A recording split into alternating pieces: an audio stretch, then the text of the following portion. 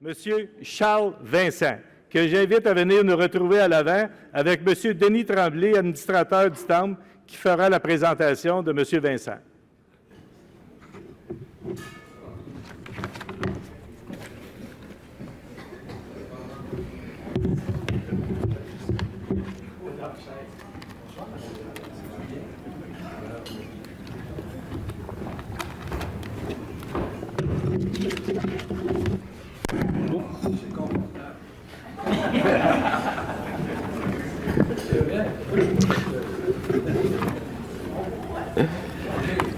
Bonsoir, Monsieur Vincent. Bonsoir. Charles Vincent, entomologiste. Charles Vincent, originaire de l'île de Montréal, a développé une passion pour l'entomologie dès son enfance en jouant sur les terrains agricoles près de chez lui. Ses vacances d'été, à la ferme de son oncle à Saint-Ligory, ont renforcé son amour pour l'agriculture. Ces expériences ont jeté les bases de sa carrière exceptionnelle en entomologie agricole. Après avoir étudié l'agronomie à l'Université Laval, Charles a été embauché comme étudiant d'été en entomologie à la ferme d'Agriculture Canada à l'Assomption. Cette opportunité a été déterminante pour affiner sa vocation en entomologie. Fort de son doctorat en entomologie obtenu à l'Université McGill en 1983, Charles a mené une carrière fructueuse en tant que chercheur à Agriculture et Agroalimentaire Canada.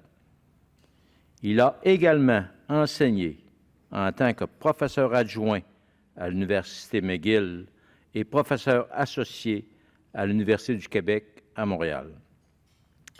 Ses compétences et son expertise l'ont même conduit à être invité en tant que professeur à l'Université de Picardie Jules Verne en France.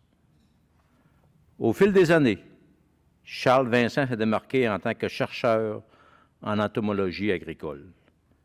Ses projets de recherche novateurs ont été publiés dans des journaux scientifiques et ont trouvé des applications fructueuses dans le milieu commercial.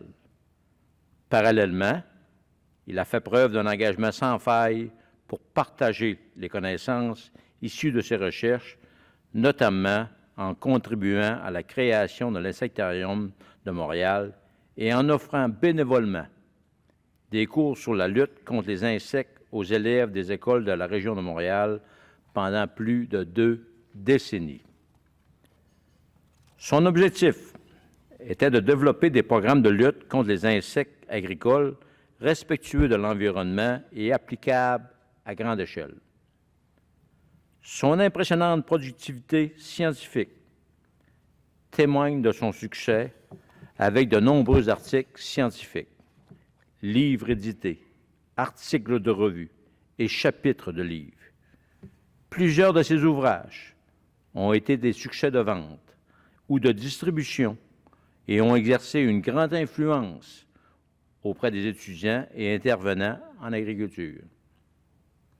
Au-delà de ce succès, il a manifesté tout au long de sa carrière un engagement soutenu pour la diffusion de ses résultats de recherche en donnant plus de 500 conférences à des auditoires variés.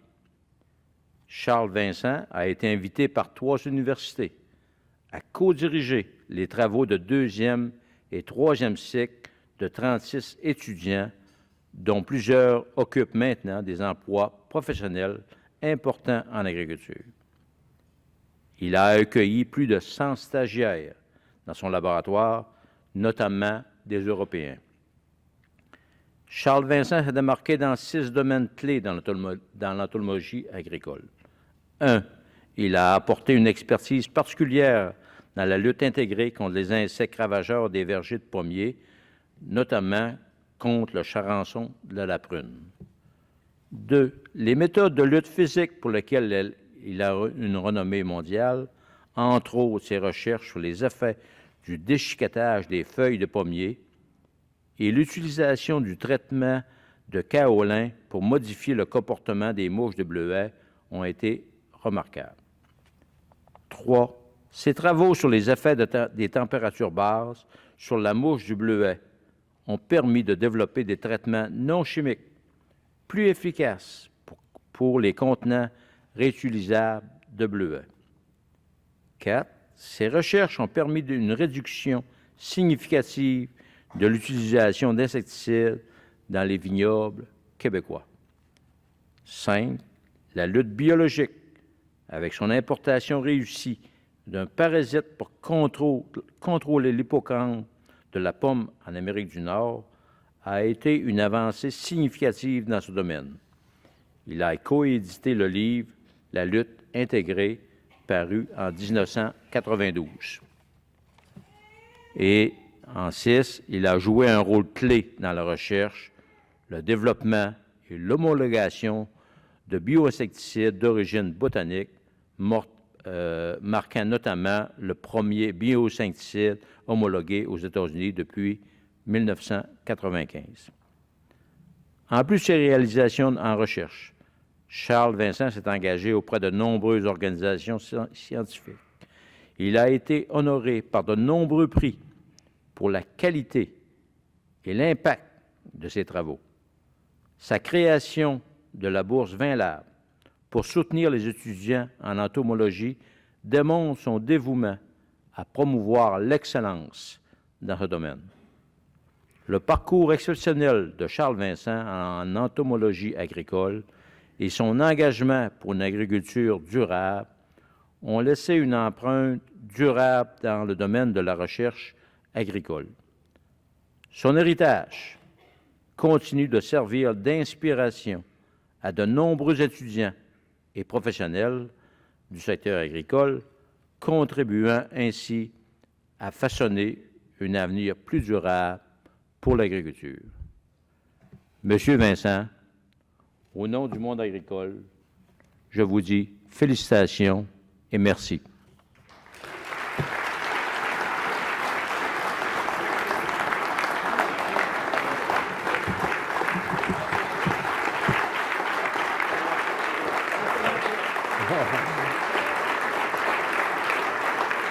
Félicitations.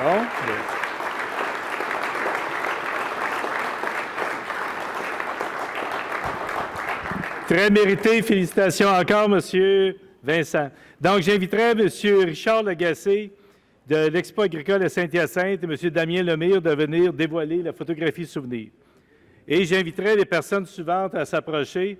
Mme Julie Desbiens, M. Louis Turcotte, M. Luc Gagnon, Mme Catherine Monette et M. Stéphane Allary de venir sur le côté, s'il vous plaît.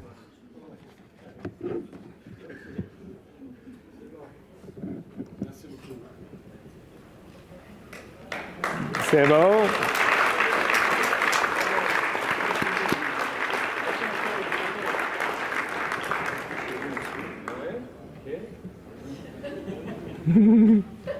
C'est bon. Deux parce que je ne suis pas photogénique. Comme ça? Ah, là, c'est photogénique. OK, vas-y. On a un milliard de vues, moi. Voulez-vous que je vienne en photo?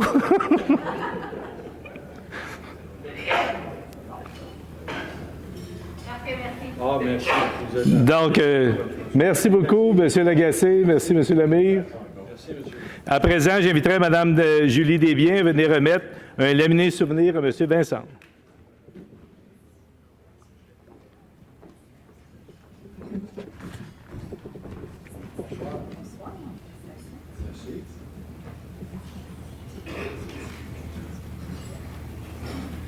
Je comprends pas, il y a un beau sourire lorsque c'est une dame.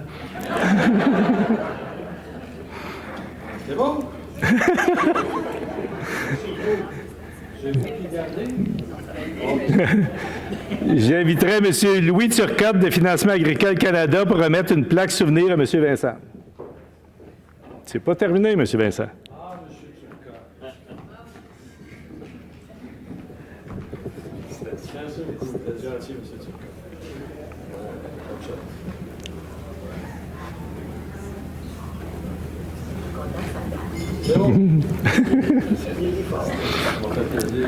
Maintenant, j'invite M. Luc Gagnon de Promutuelle Assurance à venir remettre un certificat honorifique à M. Vincent.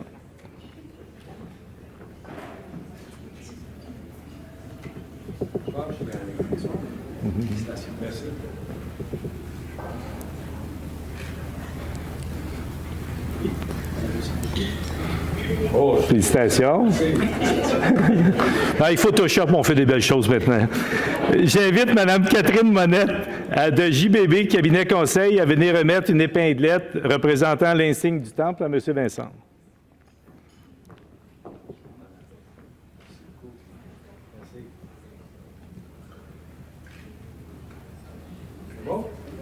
Merci, Mme Monette. Encore une fois, nos hommages au nouvel élu du Temple, M. Charles Vincent, que je vous demanderai de réapplaudir à nouveau. Il le mérite vraiment.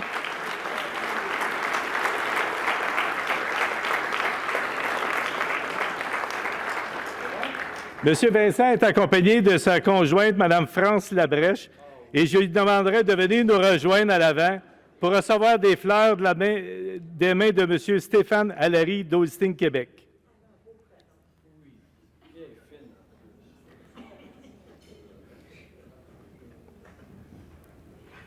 Ma belle douceur. Oh, c'est...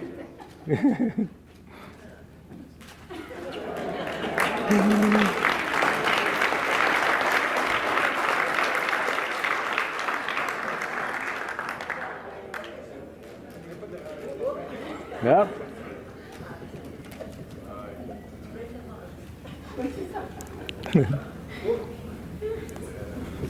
Merci, M. Allary.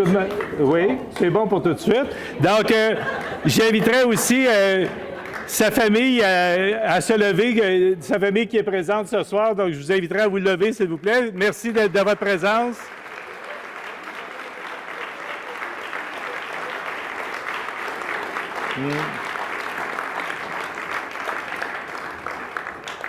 Les deux fils, il y a de la génétique là-dedans. Donc, merci beaucoup. À présent, nous sommes rendus à une des dernières étapes. Donc, j'aimerais vous lire un message de remerciement de la part de M. Vincent. Je remercie Agriculture et Agroalimentaire Canada, chez qui j'ai effectué une carrière de 38 ans en tant que chercheur en entomologie agricole. Je remercie tous les co-auteurs de mes articles scientifiques, articles de vulgarisation, livres et bulletins techniques. Ils sont au nombre de plusieurs centaines. Je remercie les personnes qui ont présenté ma candidature au Temple de la renommée de l'agriculture du Québec. Julien Sagouès, chercheur, Michel Duval, agronome, Vicky Toussaint, directrice déléguée RDT pour Agriculture et Agroalimentaire Canada, et Luc Brodeur, agronome. Enfin, je remercie les membres de ma petite famille, France Labrèche, Philippe et Louis-Vincent, pour leur soutien et compréhension au cours de ma carrière. Merci, Charles Vincent, agronome. Donc, encore une dernière bain d'applaudissements.